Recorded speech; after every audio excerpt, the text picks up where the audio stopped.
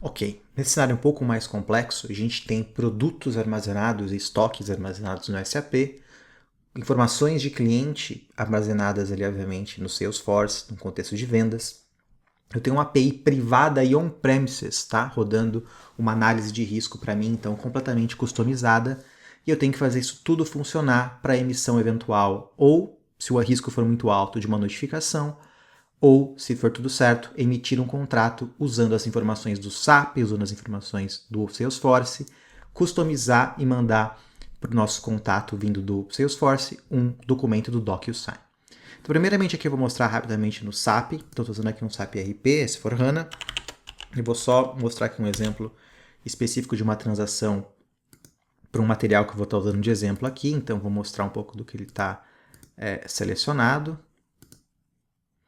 Então note que aqui eu tenho o material 2455, é o que a gente fala aqui que é uma picanha, se vocês verem depois eu tenho 1000 picanhas no estoque, mas só para mostrar que é um exemplo aqui de um material, de um produto cujo estoque eu vou buscar dentro do SAP. No Salesforce eu tenho aqui as informações que seriam os clientes da minha empresa fictícia, que eu tenho vários contatos, informações, e deles eu tenho um contato chamado Carlos Cabral 3. O e-mail aqui é o ponto importante que eu quero buscar, porque vai ser para quem eu vou emitir o contrato do DocuSign, se tudo der certo também. Voltando para a integração, ela é um pouquinho mais complicada. Só para mostrar rapidamente, ela tem dois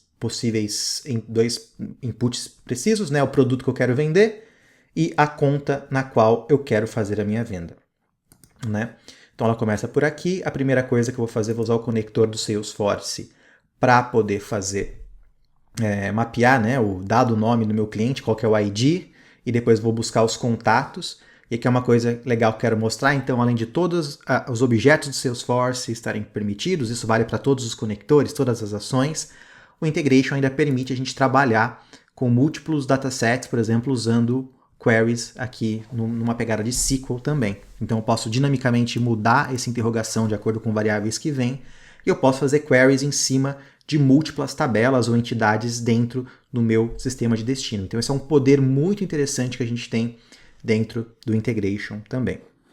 Então esse lado aqui, digamos assim, vai para a parte do Salesforce, e aqui é o ponto mais importante, né? Eu estou basicamente usando na minha demonstração se eu tenho aqui um produto de picanha ou o produto do parafuso, e dependendo desse cenário eu seto aqui as variáveis do meu SAP, do meu S4. Então só para vocês verem rapidinho, a gente tem aqui padrões como o MAT-NR, né, o valor ali do material, a planta onde está associado esse mecanismo, e aqui eu venho obviamente no conector de SAP, então se for parafuso certo para uma coisa, picanha certo para outra, poderia fazer uma coisa mais dinâmica aqui, e aqui eu posso obviamente configurar o meu conector.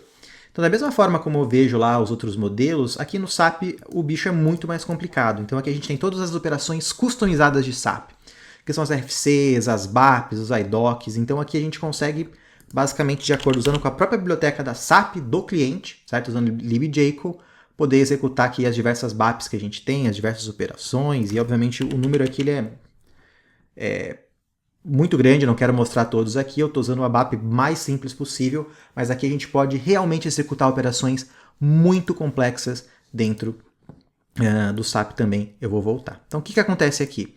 Em paralelo, esse é um outro ponto que é importante, né? A gente pode, dentro do Integration, abusar do paralelismo. Aqui é um paralelismo muito simples, né? Eu vou buscar informação de contatos do Salesforce nesse lado.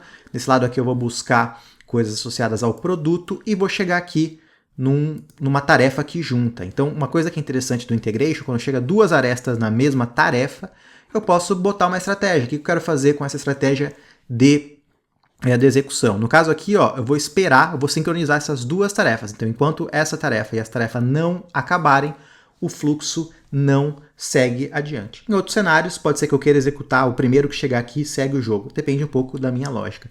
Mas um ponto muito legal é que o Integration nos permite esse tipo de customização. Seguindo adiante, eu vou chamar uma API privada. Então, se vocês verem aqui, eu estou chamando um nome de DNS privado dentro do meu ambiente, que é uma API customizada, que eu não teria que ter conector, né, em lugar nenhum. Eu tenho que, de fato, customizar esse tipo de acesso e, de novo, eu tenho que ter acesso via VPC, via VPN, para chegar na minha API de riscos on-premises, tá? Então aqui eu estou montando o payload com as informações que eu busquei do Salesforce, que eu busquei do SAP, para chamar uma API aqui privada. E aí, de novo, essa API me retorna basicamente um score de risco. Se for um score de risco menor que meio, eu vou buscar um template de contrato dentro do meu bucket. Então aqui eu estou usando mais um conector para buscar um PDF no meu bucket. E aqui eu vou configurar as coisas do meu contrato DocuSign que eu estarei enviando. Então aqui o nome lá que eu vou buscar no meu bucket, mas o contato de e-mail, o nome, isso veio tudo do Salesforce, né? O produto veio do SAP. E aqui eu criei uma string para o meu e-mail que eu vou mandar para assinatura a posteriori, né? E obviamente, se isso der tudo certo, eu vou executar de novo uma ação do DocuSign, né? Criar e mandar um envelope, que é basicamente criar e enviar um contrato. E aí eu vou setar aqui uma mensagem final, contrato enviado, para que nosso agente consiga trabalhar com o input. E de novo, se der problema, eu vou disparar diretamente do integration. Olha, tem um problema aqui, a gente tem que ver o que está acontecendo. Tá, então, de novo, é um processo que não é trivial.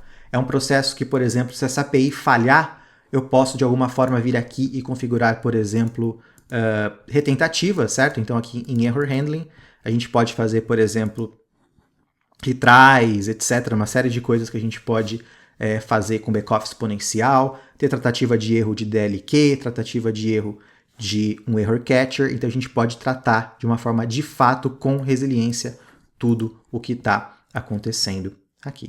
Então, sem mais delongas, vamos executar aqui um pouco do que a gente quer e a gente vê as coisas acontecendo. Então, aqui dentro do meu Agent Space, eu estou expondo o meu agente que usa essa integração como tool e vou basicamente pedir aqui o que eu quero demonstrar e a gente pode ali buscar depois nos logs ver as coisas acontecendo. Então, aqui eu quero criar um contrato para o produto. Lembra que eu tenho dois inputs, né? Picanha e o cliente é o Express Logistics, que se vocês lembrarem, é esse cliente que eu tenho aqui. Note que eu não falei aqui para o meu agente quem que é o contato. Essa lógica de negócio está embarcada na minha integração. E, de novo, múltiplos agentes podem usar essa mesma integração. Então, existe esse viés também de governança.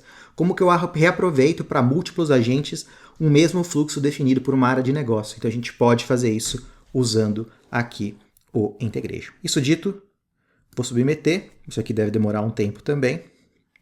Então aqui a gente vê as tools, né, as chamadas aí sendo invocadas. A gente pode esperar um pouco e vamos ver se tudo vai acontecer aqui. A gente pode ver os logs e vamos lá. Então a gente viu aqui, se eu executar aqui de novo, vou dar um refresh. Então aqui executou 9 segundos. E aqui a gente vê aqueles fluxos de pegar os IDs, pegar, por exemplo, a informação do próprio SAP. Então, por exemplo, você veja a conexão do SAP. Essas são as informações de SAP que me foram enviadas daquele produto específico. Então, eu vou pegar um horário ali para colocar dentro do meu exemplo. De novo, eu poderia fazer um fluxo muito mais complexo. Você veja, por exemplo, as informações de contato do Salesforce, né? Basicamente, lá peguei o Carlos 3, né? Dentro desse contexto. E, por fim, como deu tudo certo, eu consegui mandar aqui o Cabral DocuSign. Então, se eu buscar aqui rapidamente no meu e-mail, dar um refresh, como eu usei o meu próprio e-mail como exemplo, né?